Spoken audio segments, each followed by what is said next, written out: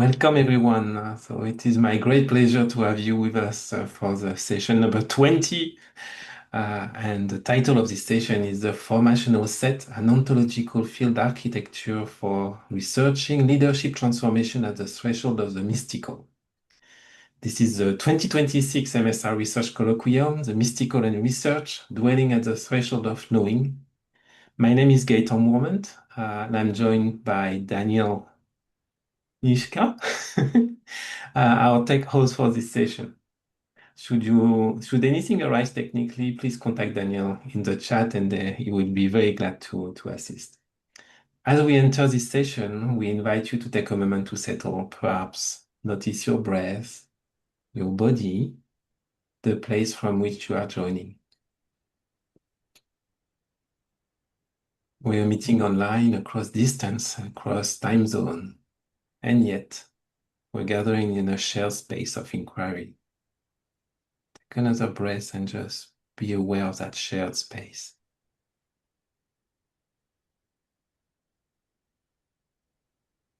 This colloquium invites us to explore the relationship between the mystical and research, how mystical experience may be embodied, studied, taught, and brought into organizational, leadership, and scholarly life. It also invites us to ask what becomes possible when research is understood not only as argument, evidence, or analysis, but as a lived encounter, one that may involve the body, intellect, emotion, intuition, ethical responsibility, and relational presence. Today's session contributes to that larger inquiry in a distinctive way. So I'm delighted to introduce Deborah Rundlett. She's a practical theologian and theorist practitioner working at the intersection of leadership, formation, and change. And she's also the architect of the Formational Set. And in preparing for this session, I'd like to mention three things that stood out for me. More like questions. And of course, what are the components of this formational set? And how is its ontological field architecture structured? The other one that I'd love to hear, and I'm sure you're going to talk about it, is how can an ontological gap be crossed? Mm. And finally, how might this form of mystical knowing be bridged with management research? So with that, I will warmly welcome Deborah Rundlett and invite you to this session. Thank you so much. Thank you. It is so good to be with you. And Daniel, thank you also for your tech support. Daniel is going to put three things into the chat right now, just so you have them. The first is a Palgrave article that was published last year in the Encyclopedia of Organizational Development and Change. And it just gives you a brief overview of the formational set.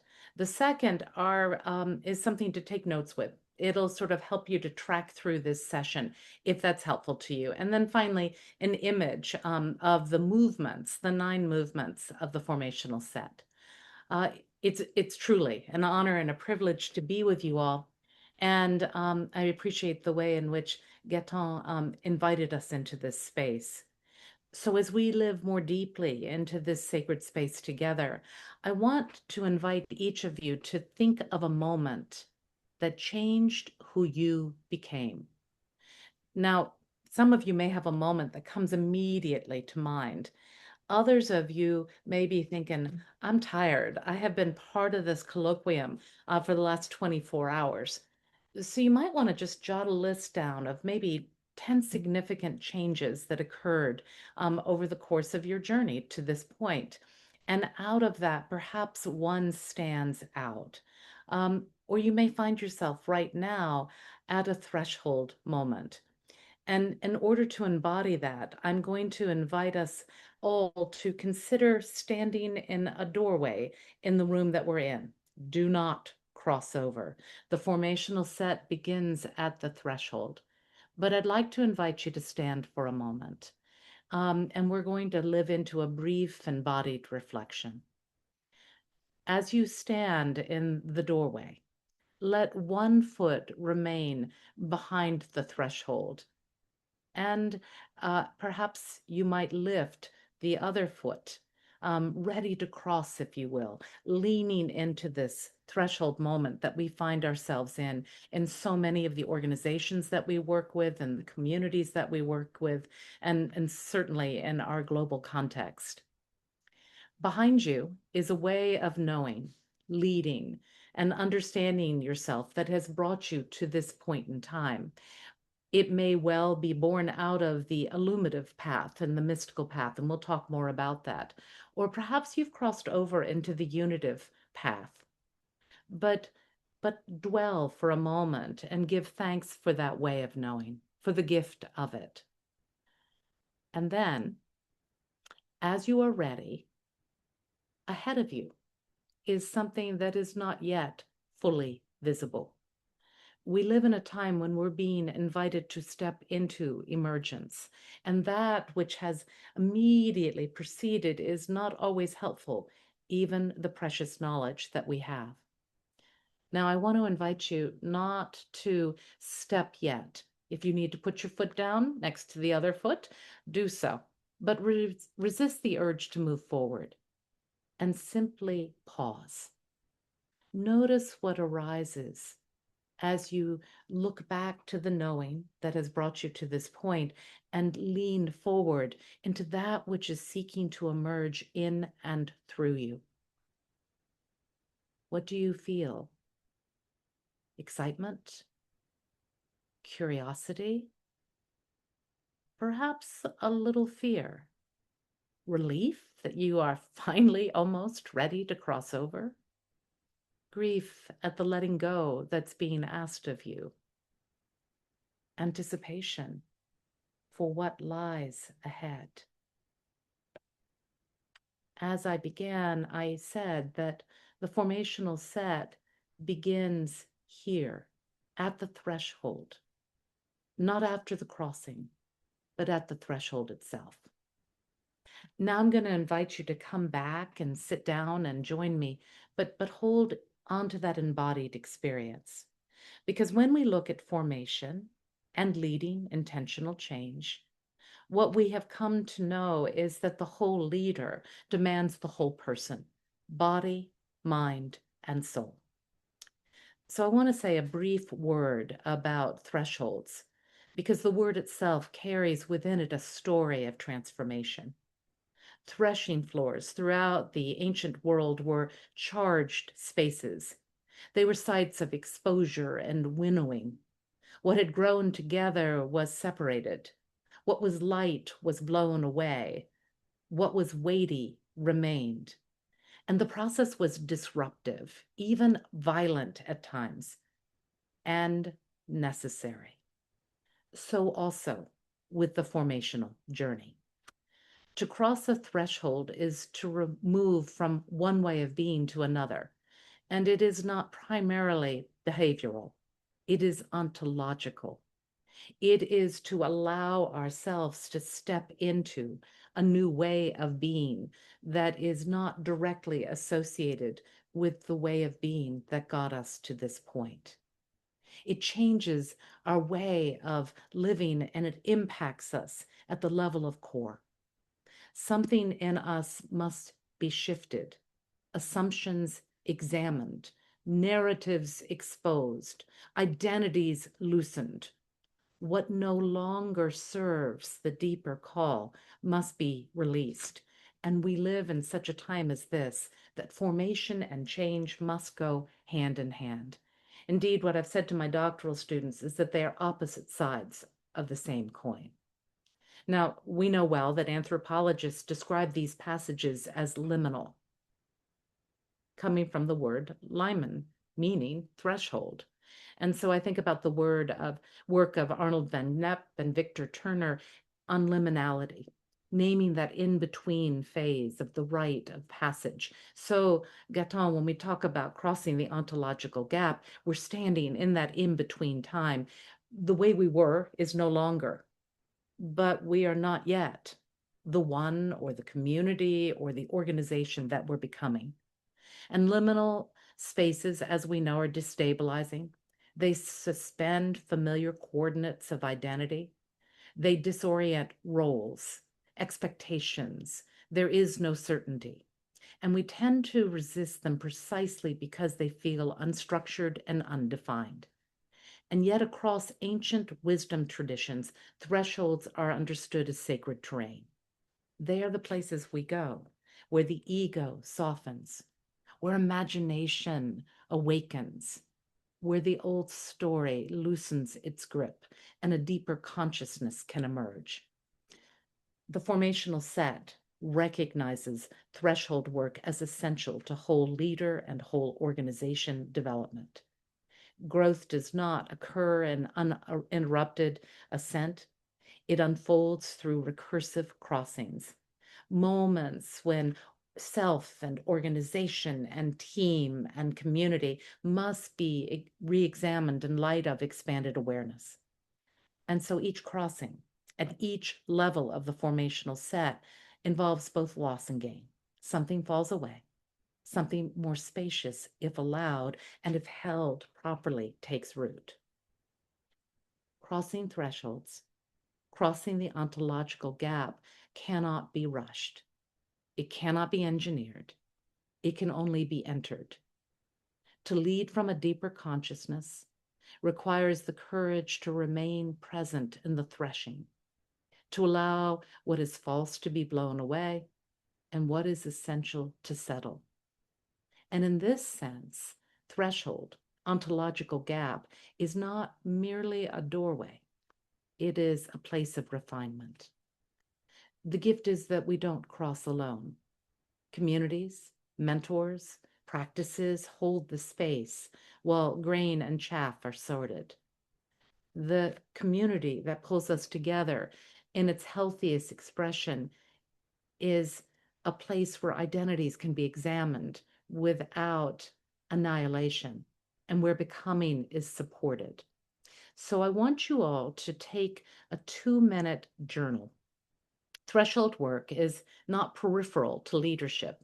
It is hidden ground. And I think it is essential that we weave our practice with our study and that we acknowledge that we bring our full selves into the practice of research and into the creation of theory. And in that sense, we lead with humility and clarity and a little bit of courage.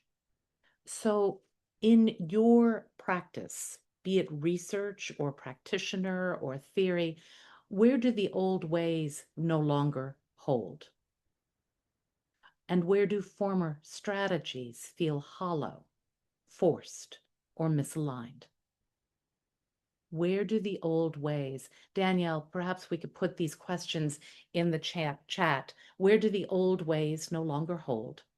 Where do the former strategies feel hollow, forced, or misaligned? I'm going to give us 2 minutes. So now what I'd like to do is walk us through the 9 movements of the formational set.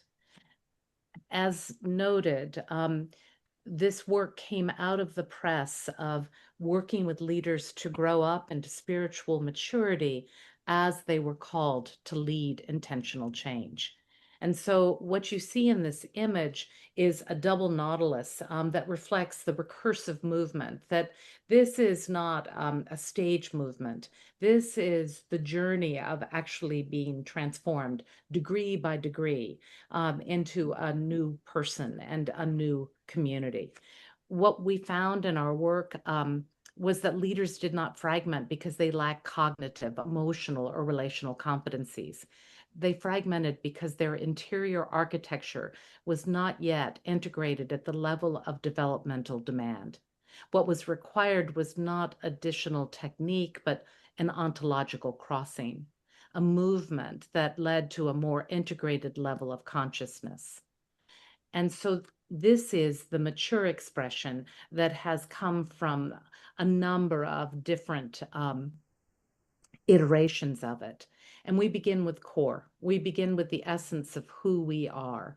Who am I before the roles that I play, the relationships that I have? What is that part of me that is most essential, that is the essence of who I am, my DNA? Even then, when we know who we are, as core, we find that there still is work to be done with character transformation. And that then leads into competency development. If we were to align this with the mystical path, we would say with core comes awakening, and with character comes trials or purgation, and with competence comes illumination.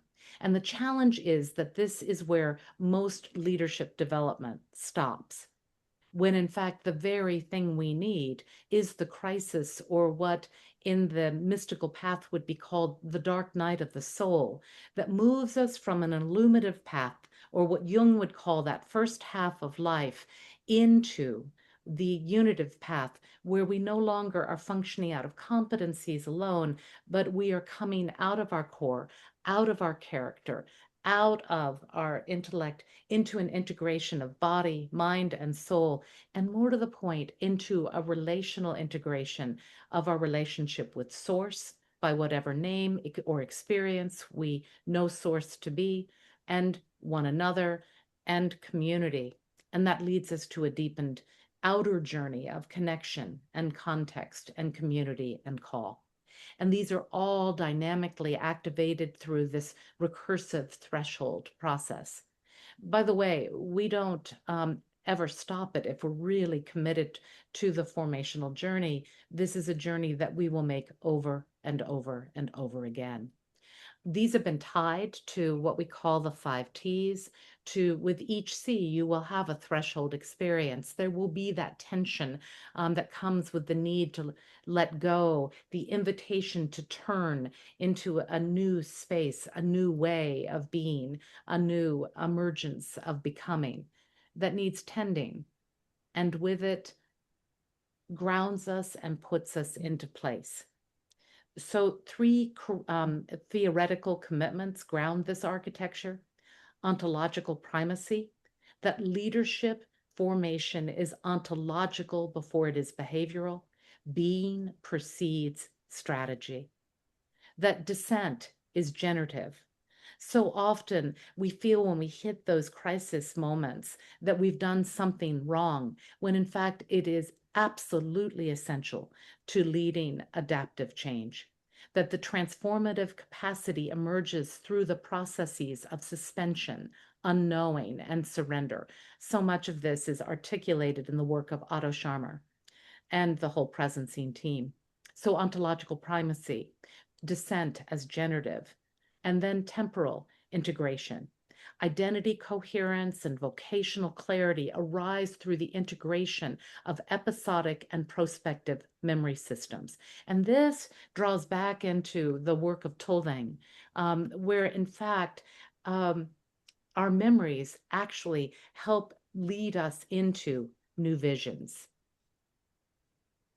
The formational set differentiates itself from stage-based adult development theory, competency-only leadership models, and more therapeutic frameworks, in that it proposes a recursive architecture in which there is both inward and outward systemic regeneration.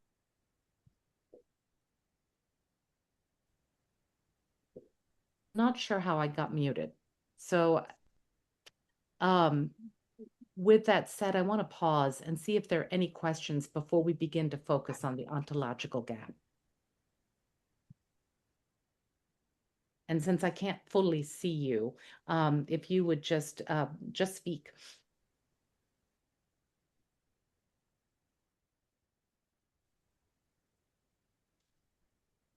All right. Then want us to do is take a look specifically at this portion of the formation set, specifically at the movement from competence into crisis, because that is where we begin to see the strain and resistance to thresholds. So part of what the formational set proposes is that the most significant transformation involves crossing the ontological gap from one way of being to another.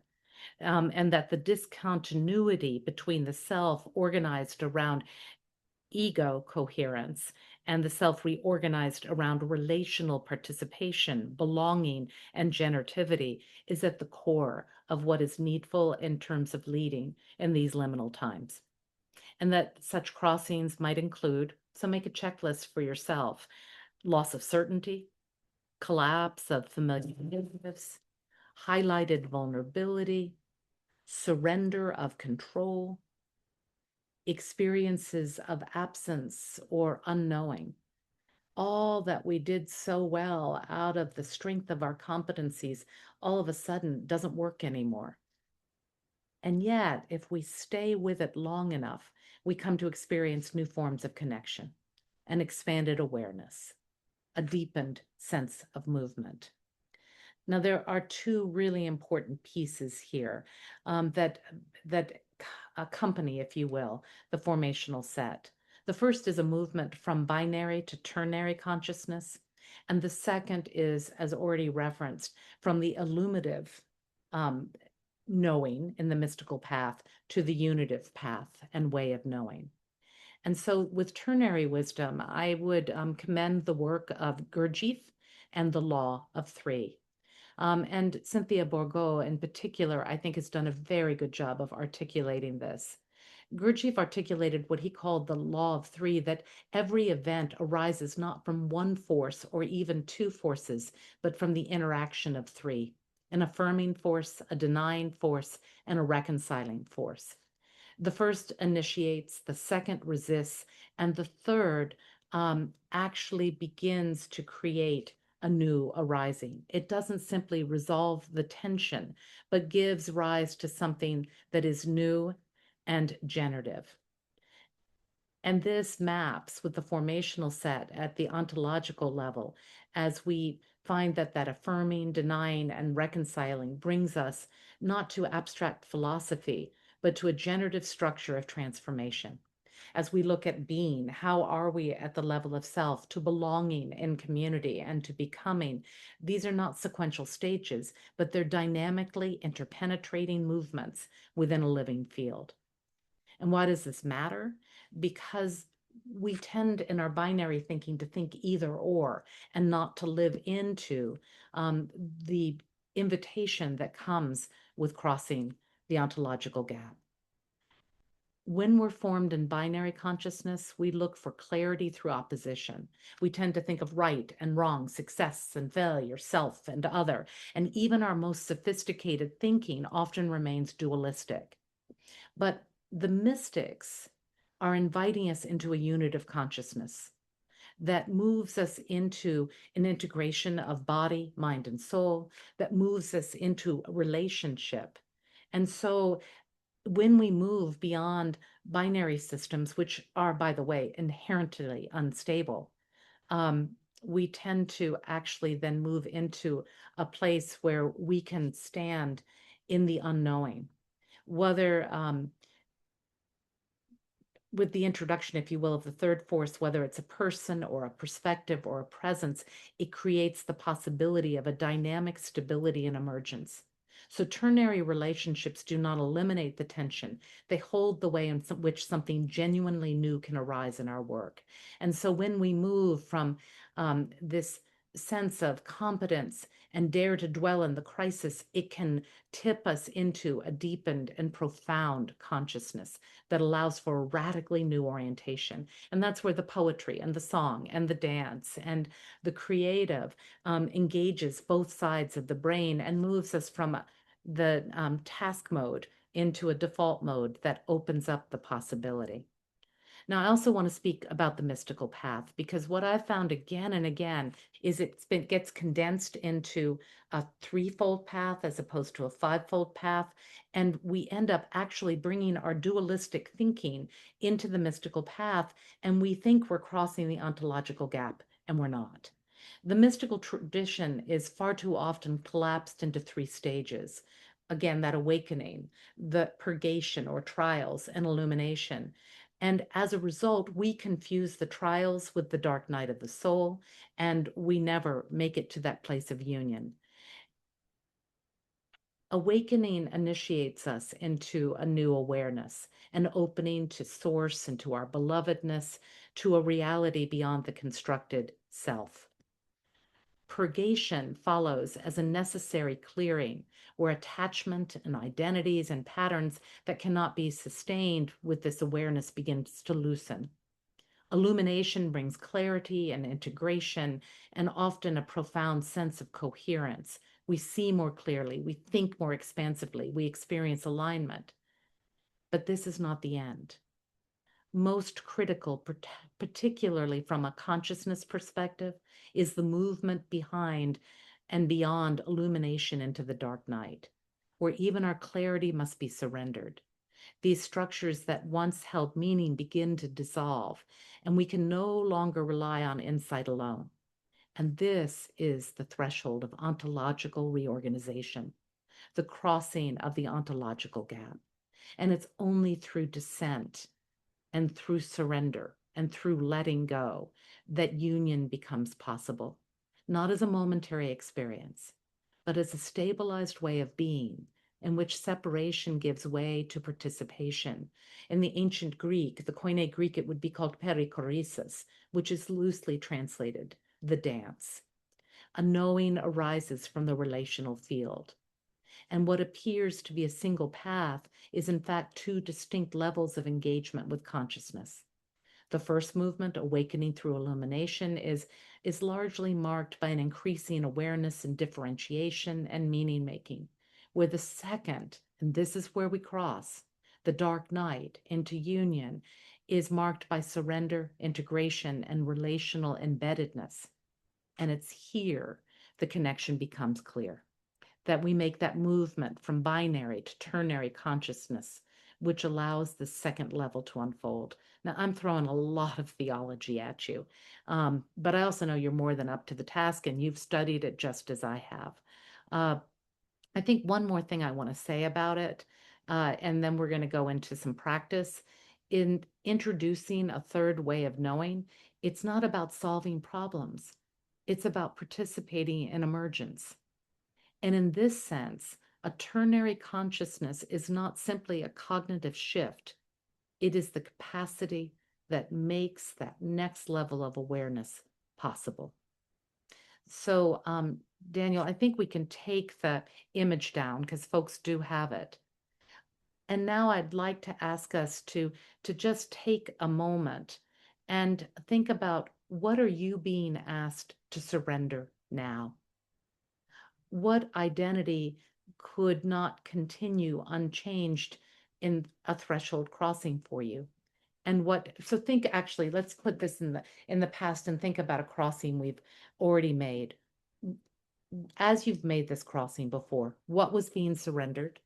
What identity could not continue unchanged?